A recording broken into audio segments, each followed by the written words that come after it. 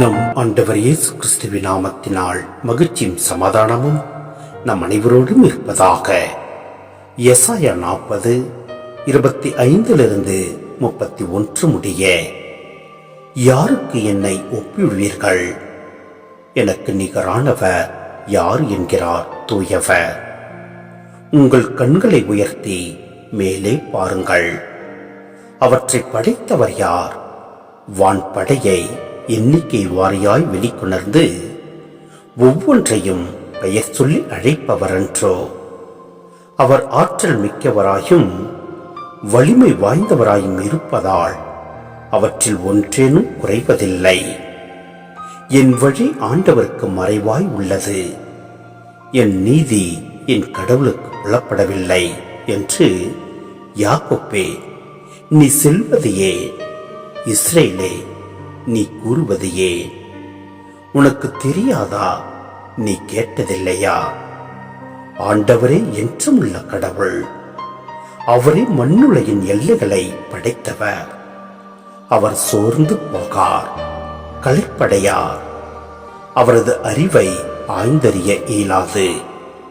அவர் சோர்வுற்றவருக்கு வலிமை அளிக்கின்றார், வலிமை இழந்தவரிடம் ஊக்கம் பெருக செய்கின்றார். இளைஞர் சோர்வுற்று களைப்படைவர், வாலிபர் இலை தடுமாறி விழுவர். ஆண்டவர் மேல் நம்பிக்கை வைத்திருப்பவர்களோ புதிய ஆற்றல் பெறுவர். கழுகுகள் போல் இறக்கை விரித்து உயிரை செல்வர். அவர்கள் ஓடுவர், களைப்படையார். நடந்து செல்வர், சோர்வடையார்.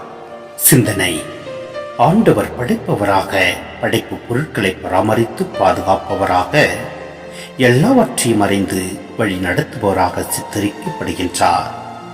கடவுள் பெரியவர், எல்லாம் அல்லவர். எந்த மனிதரையோ பொருளையோ ஆண்டவரோடு ஒப்பிட முடியாது.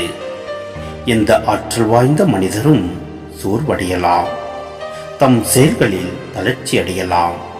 ஆனால் ஆண்டவருடைய ஆற்றல் குறைவதில்லை. ஆண்டவருடைய ஆற்றல் தான் நமது ஆற்றலின் மூலம் பல நேரங்களில் ஆண்டவரை நாம் அளவிட முயற்சிக்கிறோம். ஆனால் நமது அறிவிற்கும் ஆற்றலுக்கும் எட்டாதவர் அவர்.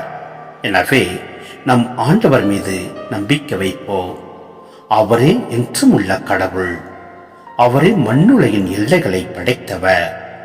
அவர் சோர்ந்து போகார், களைப்படையார். அவரது அறிவை ஆய்ந்தறிய இயலாது.